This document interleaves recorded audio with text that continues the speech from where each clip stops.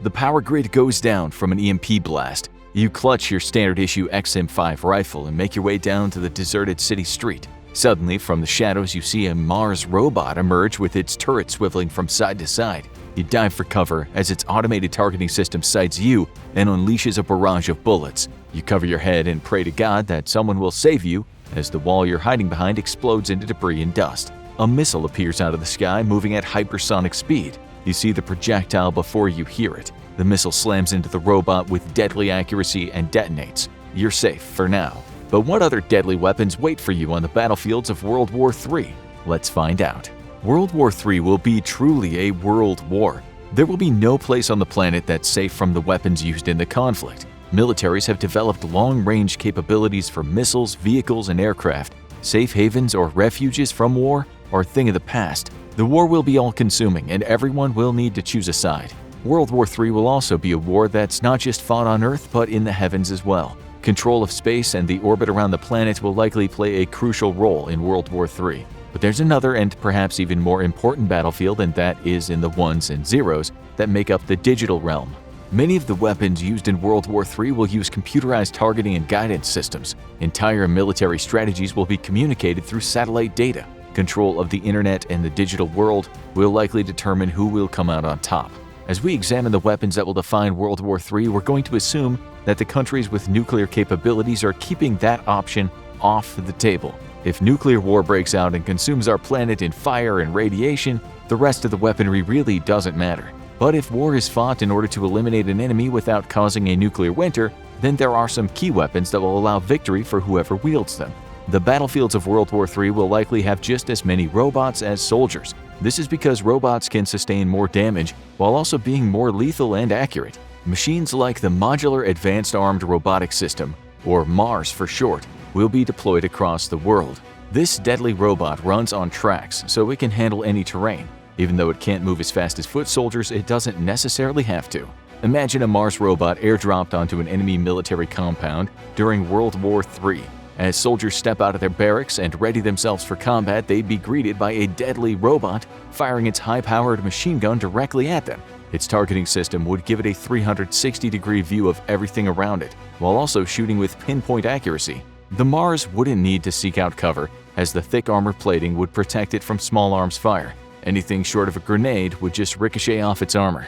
The Mars would tear through enemy soldiers, and once it ran out of ammo, it would continue scouting the area and relaying vital information to HQ. When its mission was complete, the Mars would drive away to a designated pickup location, where it would be secured and re-equipped for another mission. Robots like this will likely play an important role in World War III, as they're versatile and effective in any environment. There are plenty of military robots being deployed, each one deadlier than the last. So in the battles of World War III, it'll not be surprising to find robots fighting alongside soldiers. Entire battles might even be fought just between robots controlled by opposing sides. But the Mars and smaller robotic military assets have nothing on this next weapon that'll dominate the battlefields of World War III.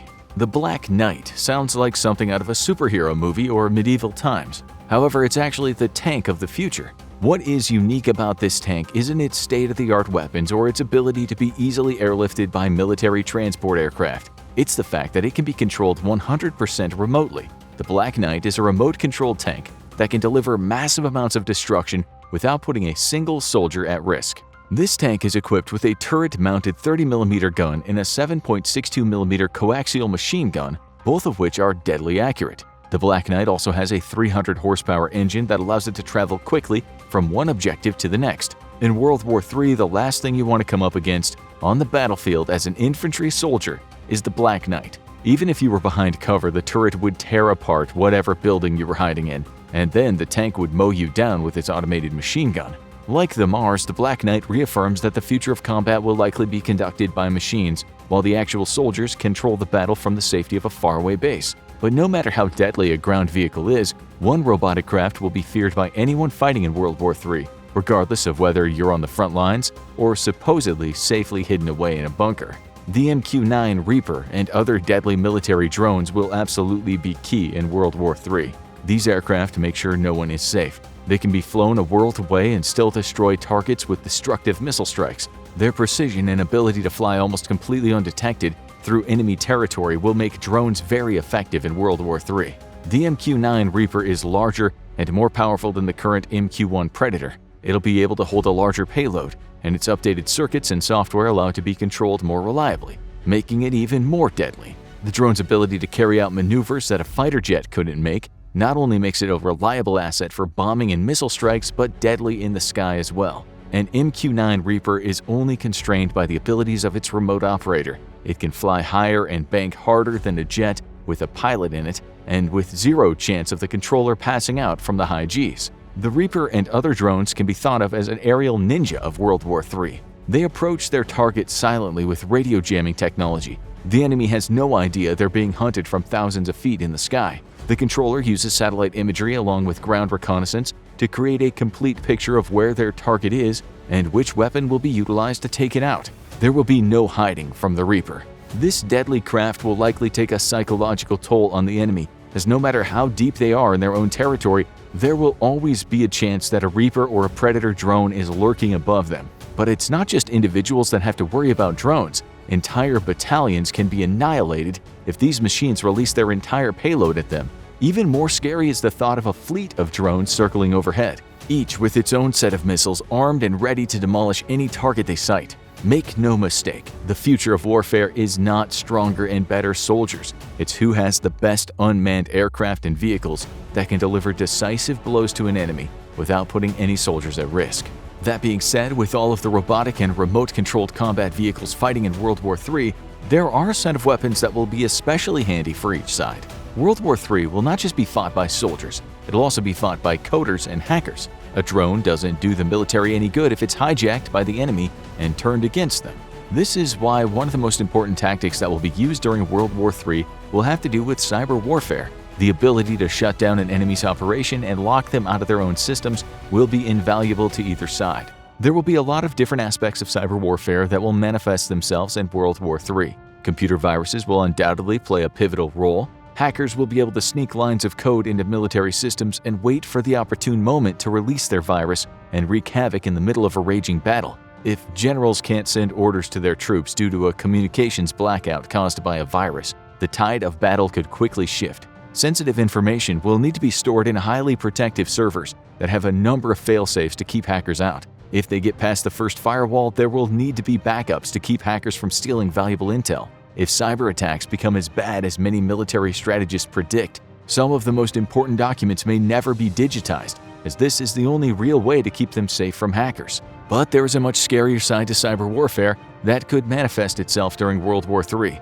With everything being highly automated and weapons such as high-powered long-range missiles being controlled by computers, there's a chance that hackers could infiltrate key systems and detonate missiles in their silos. One of the deadliest and most powerful weapons of World War III will not be explosives but lines of code. However, there is a simple way to stop remote vehicles, guidance systems, and hackers all at the same time, which is why this next weapon will almost certainly be used during World War III. E-bombs deliver an EMP blast like a nuclear bomb would, except without the mass destruction that goes with it. E-bombs will be used during World War III to stop entire remote tank battalions in their tracks. They can be launched into space to disrupt satellite communication. The only problem with E-bombs is that they don't discriminate against what technology they fry. EMP weapons will need to be used strategically, but if deployed in the right circumstance, they could completely disrupt an enemy force, especially if it's made up of a lot of high-tech gadgets. E-bombs might also be dropped on enemy command centers to disrupt their communications and ability to fire or control any weapons that require a remote signal.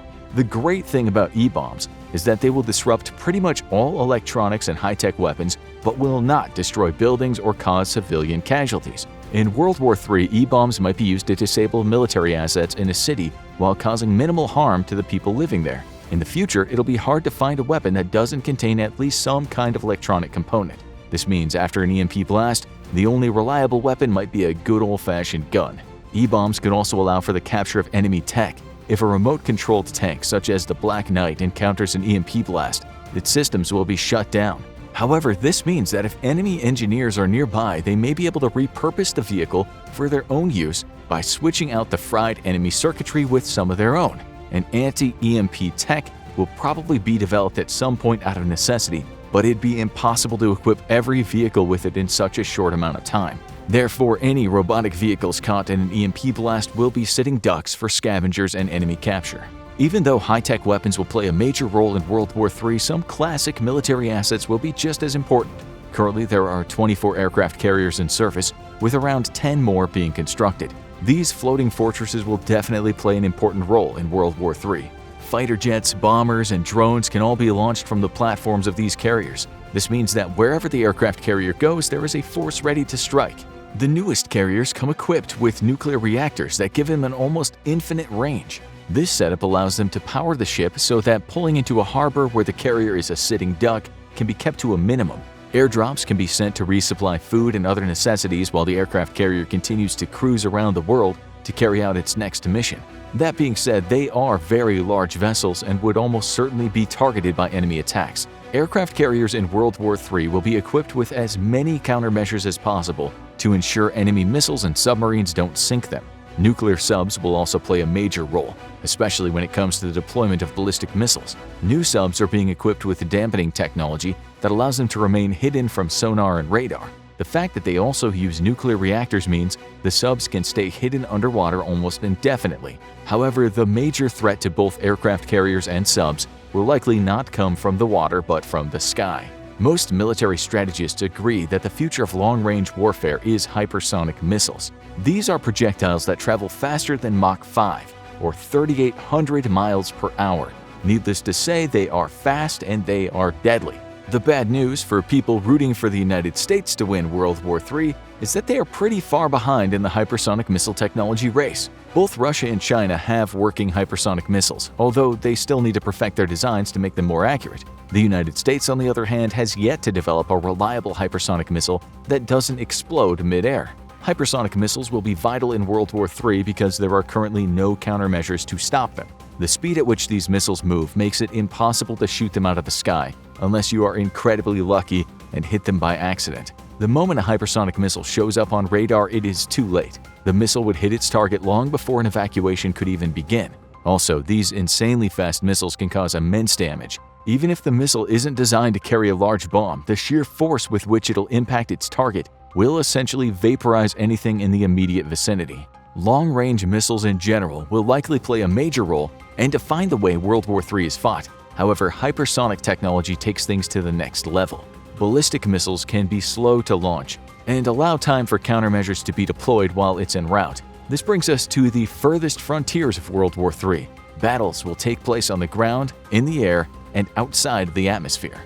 The problem with fighting in space is that if there's ever an infantry space battle, a new type of weapon will need to be invented. If soldiers fire conventional firearms in space, there will be all sorts of problems. The main one is that as the bullet accelerates out of the barrel of the gun, an equal but opposite force will push the space soldier in the opposite direction.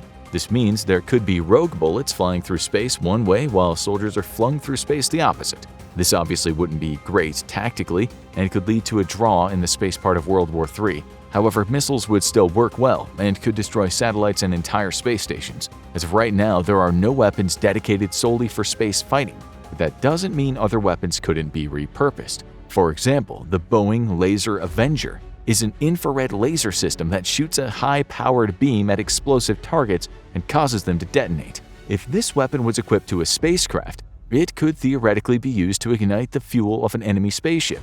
If the intensity of the laser was high enough, it could even cook an enemy space soldier from the inside. Lasers are a great weapon in space because they don't generate much recoil and therefore won't send soldiers and spacecraft hurling through space in the opposite direction from where they're fired. Weapons like the Laser Avenger might be able to detonate missiles in mid-air if it can be aimed with precision. In World War III, lasers and missiles will be both used to destroy satellites that the enemies deployed for surveillance and communications. Even if an all-out space war doesn't commence above the Earth, any weapons that can reach orbit will be used to remove enemy satellites. It's unlikely that entire space stations will be built during the conflicts of World War III, but perhaps the International Space Station will become highly contested, and warring nations will send space soldiers to secure the ISS for their own use. This brings us to the foot soldiers of World War III. No matter how many robots, missiles, or computer viruses are deployed, there's nothing like having boots on the ground. So what guns will the soldiers fighting in World War III be using? Like everything else in World War III, infantry combat will often take place from afar. Snipers will be equipped with weapons like the XM-2010. The weapons of World War III will need to be operated in any condition because there is no knowing where the next battlefield will be located. One day a soldier might be fighting in the Siberian Arctic, the next they could be deployed to the arid deserts of the Middle East. Therefore, soldiers will need to be equipped with a weapon that'll be effective in any environment. The XM2010 is designed to work in particularly harsh environmental conditions as it's built from corrosion-resistant materials and easily repaired. The weapons of World War III might also be equipped with smart bullets that can change direction in mid-air. This will ensure that soldiers aren't only equipped with the best guns, but the best bullets as well. Even if they slightly miss their target, the bullet will adjust and accomplish the mission. But even as an infantryman, the soldiers of World War III might need a little more power, which is why this next gun will be an ideal addition to any squad's arsenal. The XM25 is also known as the Punisher, and for a good reason. This is more than just a gun, it's a grenade launcher. The XM25 fires 25mm grenades that explode in mid-air near a target. This causes optimum damage and puts the fear of God in anyone who finds themselves on the receiving end of this weapon. The XM25 will be incredibly valuable in World War III when trying to take out enemy robots or tanks that just shrug off normal bullets. The grenades that the XM25 launches can be modified to contain high explosives that will allow infantry to quickly dispatch a remote-operated vehicle and move on to the next target. World War III will likely have minimal infantry-to-infantry combat. However, while repelling an invasion force or engaging in urban warfare, weapons like the XM25 will make all the difference. The grenades it fires are just as effective against enemy soldiers as they are against enemy robots. Then again, you can't destroy what you can't see. Invisibility technology will be a must-have for World War III. Companies like Adaptive have already made huge leaps in stealth technology. This tech doesn't necessarily make tanks and large craft invisible to the naked eye, but it does hide them from radar and night vision, which is incredibly important for any force trying to sneak up on an enemy. For many of the weapons that have been used during World War III, by the time the enemy sees them, it'll be too late. Even more so if the vehicles can get into an optimal position to sight and target the enemy while remaining hidden from detection. And although the cloaking technology being developed right now is mostly to keep things hidden from radar, there are some promising tech ideas that may lead to entire ships and tanks being made invisible to the naked eye by bending the light that hits a vehicle. A combination of sophisticated lenses and cameras could render an entire military craft invisible. With all these high-tech options, you would think no single weapon could trump all the others. However, that is not the case. The single greatest weapon that will define World War III is strategic diplomacy. Through negotiations and peace talks, World War III might not only end before it destroys the planet, but it could be prevented altogether. Throughout human history, we've always been at war with one another. Perhaps the greatest weapon right now is the ability to talk to one another across the planet, to sit down and find common ground that unifies us all. Now watch World War III hour by hour, or check out why you wouldn't survive World War III.